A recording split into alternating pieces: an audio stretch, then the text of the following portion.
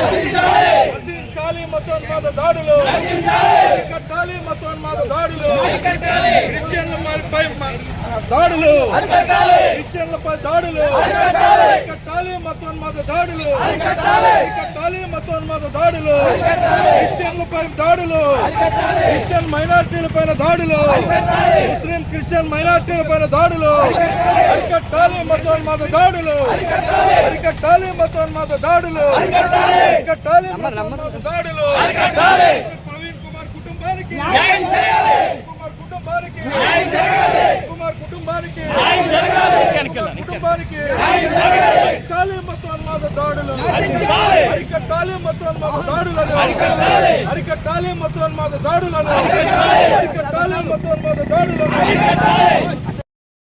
ప్రియమైన మిత్రులారా, అందరికీ వందనాలు. నా పేరు V Srinivasarao, CPIM state secretary. Praveen గారి హత్య చాలా దారుణమైనది. ఆయన మరణం పట్ల సిపిఎం తీవ్రమైన సంతాపాన్ని ప్రకటిస్తున్నాము. మీ అందరికి కూడా పూర్తి సంఘీభావాన్ని, మద్దతును కూడా ప్రకటిస్తున్నాం. ఇది సాధారణ మరణం కాదు. రోడ్డు పైన ఒంటరిగా పడున్నటువంటి ఆ శవం యొక్క పరిస్థితిని చూస్తే ఎవరో పథకం ప్రకారం ముందస్తుగానే ఇది హత్య చేసినట్లుగా స్పష్టంగా సాక్ష్యాధారాలు పరిసరాలను బట్టి అర్థమవుతా ఉన్నది. ప్రభుత్వం దీని పట్ల చాలా సాదాసీదా వైఖరి తీసుకోకుండా తక్షణం న్యాయ విచారణ జరపాలి. పోలీసు విచారణ చాలదు. ఎందుకంటే ఈ ప్రభుత్వంలో కానీ కేంద్రంలో కానీ ఈరోజు క్రైస్తవులకి, ఇతర మైనారిటీ ప్రజలకు వ్యతిరేకమైన ఒక మతోన్మాద పార్టీ అధికారంలో ఉన్నది. వాళ్ళు ఎలాంటి కుట్రలు కుతంత్రాలకైనా పాల్పడగలరు, ఎలాంటి పోలీసు అధికారులైనా లొంగ తీసుకోగలరు. కాబట్టి ఒక న్యాయమూర్తి చేత, ఆ విధమైనటువంటి అధికారాలు కలిగినటువంటి వాళ్ళ చేత విచారణ చేయిస్తేనే మొత్తం పూర్వపరాలు బయటకు వస్తాయి. ఇలాంటి దారుణాలు జరగకుండా అరికట్టాల్సినటువంటి బాధ్యత రాష్ట్ర ప్రభుత్వం మీద ఉన్నది.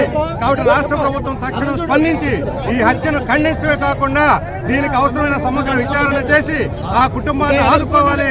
క్రైస్తవులకి, మైనారిటీలకి న్యాయం చేయాలి. ఇది క్రైస్తవుల సమస్య కాదు, మొత్తం సమాజం యొక్క సమస్య. హిందూ సోదరులు కూడా క్రైస్తవులకు అండగా నిలబడాలి, లౌకికవాదులందరూ కూడా అండగా నిలబడాలి. ఈ మతోన్మాదులను ఒంటరిపాటు చేసి సమాజంలో ఇలాంటి దుర్మార్గులను ఒంటరిపాటు చేయాలని చెప్పి నేను కోరుతూ ఉన్నాను. ఈ రోజు సోషల్ మీడియాలో కొంతమంది వెకిలిగా పెడుతున్నారు. వాళ్ళ అసలు స్వభావం అర్థమవుతుంది. వాళ్ళు మనుషులు కాదు, మానవత్వం లేనటువంటి వాళ్ళు.